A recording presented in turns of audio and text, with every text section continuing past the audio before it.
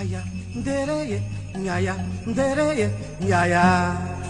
Vou chamar Zé Tambozeiro. Remanescentes e simbologias dos vários quilombos no Brasil. O que aconteceu com os quilombos depois de 1888, com o fim da escravidão? Com a sua extinção, não havia mais escravos e, portanto, fugitivos, mas os quilombos e mucambos continuaram a se reproduzir mesmo com o fim da escravidão. Eles nunca desapareceram, porém, não os encontramos mais na documentação da polícia e nas denúncias dos jornais. Os vários quilombos, que já eram verdadeiras microcomunidades camponesas, continuaram se reproduzindo, migrando, desaparecendo, emergindo e se dissolvendo no emaranhado das formas camponesas do Brasil do norte a sul.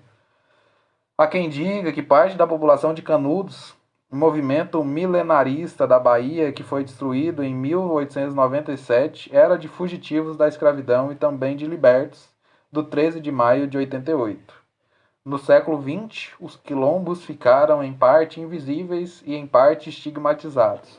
O processo de produção da invisibilidade data desde a escravidão, quando os quilombos se articularam com as roças dos escravos, transformando-se em camponeses, sendo difícil definir quem era fugitivo diante de roceiros negros, além daqueles que tinham nascido nos quilombos e nunca foram escravos. No pós-abolição, o processo de invisibilidade gerado pelas políticas públicas ou a falta delas, que não enxergavam em recenseamentos populacionais e censos agrícolas centenas de povoados, comunidades, bairros, sítios e vilas de populações negras, mestiças, indígenas, ribeirinhas, pastoris, extrativistas, etc.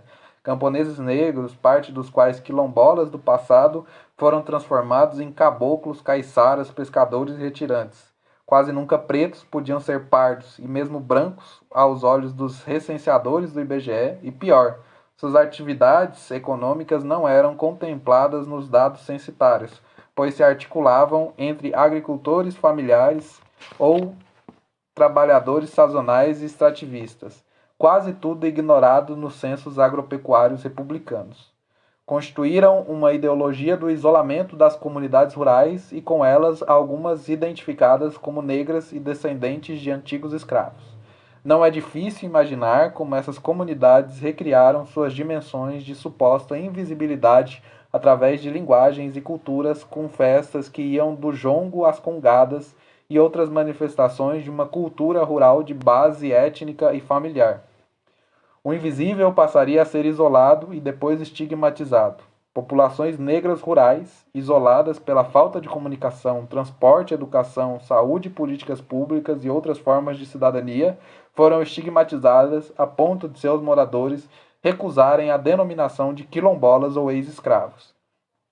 Porém, nunca deixaram de existir lutas seculares no mundo agrário, parte das quais para defender territórios, costumes seculares e parentesco na organização social. Na segunda metade do século XX, os quilombolas e as comunidades negras rurais sofreram novas investidas.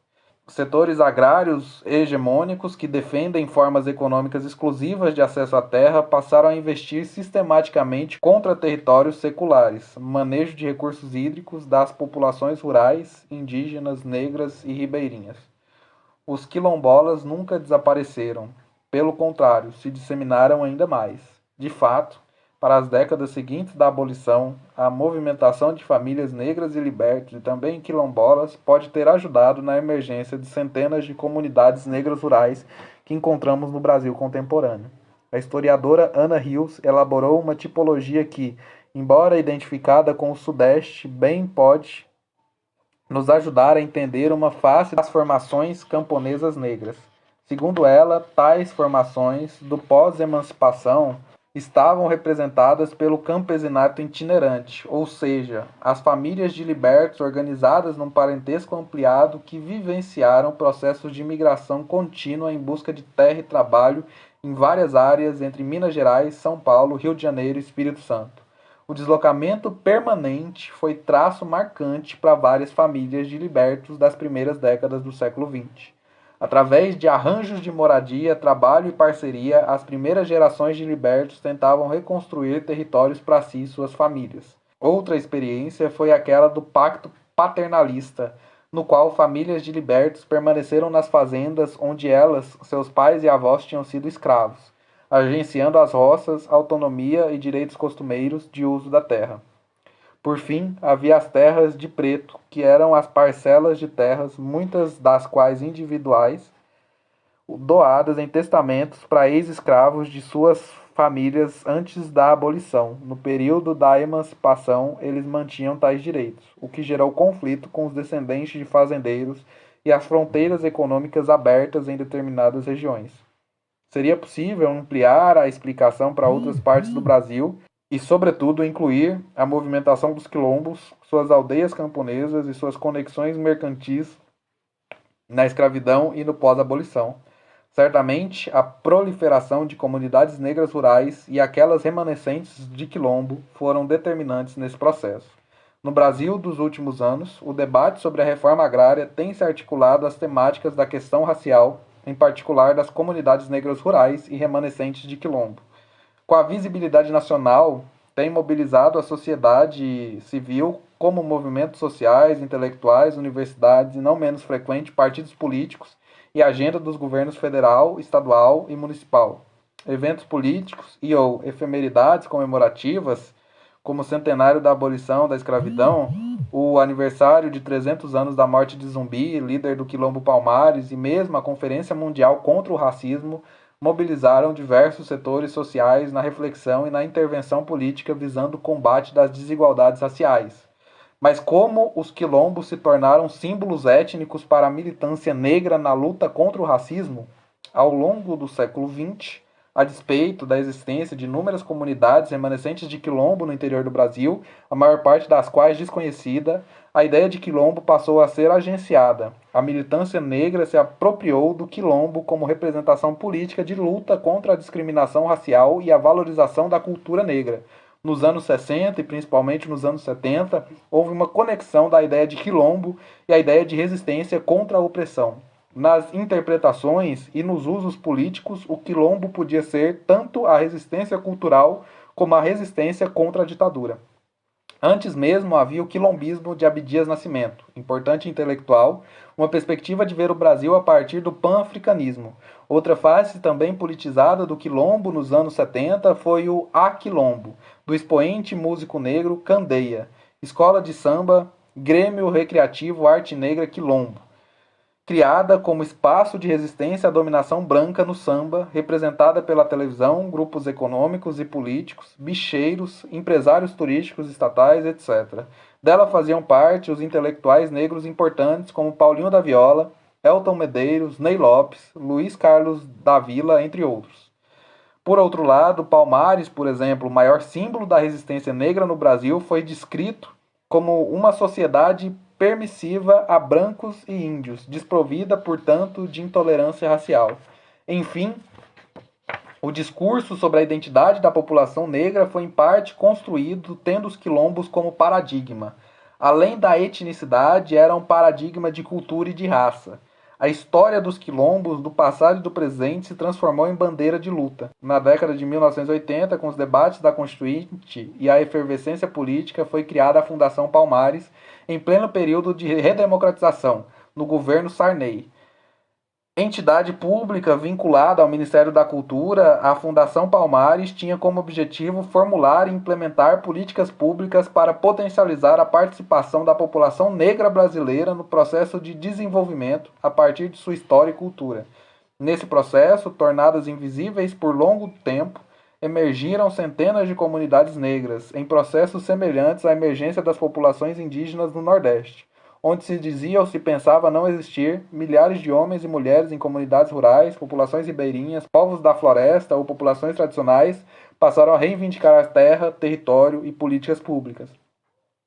Ao longo de 1980 e 1990, em vários encontros, com destaque ao pioneirismo do Maranhão, comunidades negras rurais remanescentes de quilombo começaram a se organizar nas reivindicações de seus direitos sobre as terras que ocupavam. O termo remanescentes de quilombo foi oficializado na Constituição Brasileira de 88. O artigo 68 do ADCT promulgava que os remanescentes das comunidades do quilombo que estejam ocupando suas terras é reconhecida a propriedade definitiva, devendo o Estado emitir-lhe os títulos respectivos, garantindo a automaticamente o direito possessório das terras ocupadas e herdadas por seus antepassados, enquanto o artigo 216, parágrafo 5º da Constituição, instituía o tombamento de documentos e sítios detentores de remanescências dos antigos quilombos, determinando assim que os remanescentes de quilombos sejam reconhecidos como patrimônio cultural da nação. A definição de remanescentes de quilombo era abrangente e operacional no sentido do reconhecimento dos direitos sobre a posse da terra e a cidadania. Quilombos e mucambos do passado e do presente se encontraram aí, em todo o Brasil, próximo às grandes cidades, em áreas importantes de agroexportação e produção de alimentos do século XVIII e XIX, como em áreas de fronteira e mesmo em divisas de terras indígenas, encontramos comunidades negras rurais, que são parte dos remanescentes dos quilombos da época da escravidão, e também de várias comunidades negras rurais transformadas a partir delas nas décadas seguintes, da pós-emancipação. Trata-se de uma secular história de luta pela terra articulada às experiências da escravidão e da pós-abolição. Atualmente, são tanto as terras herdadas de quilombolas e escravos fugidos e seus descendentes da escravidão, como aquelas de doação de senhores ou ordens religiosas a ex-escravos. Terras compradas por libertos e herdadas para seus descendentes, terras conseguidas do Estado em troca da participação em guerras ou ainda inúmeras migrações de libertos e suas famílias no período imediatamente pós-emancipação. As atuais comunidades remanescentes de quilombo no Brasil estão espalhadas de norte a sul. Nos últimos anos, para além das poucas dezenas que tiveram suas terras tituladas pelo INCRA ou as quase 2.000 comunidades reconhecidas e certificadas pela Fundação Palmares, existem inúmeras associações rurais. O movimento negro e principalmente o movimento nacional de articulação política quilombola identificou cerca de 5.000 comunidades que lutam por reconhecimento, cidadania, terras e políticas públicas de educação e saúde. Mucambos e quilombos, uma história do campesinato negro no Brasil. Flávio dos Santos Gomes.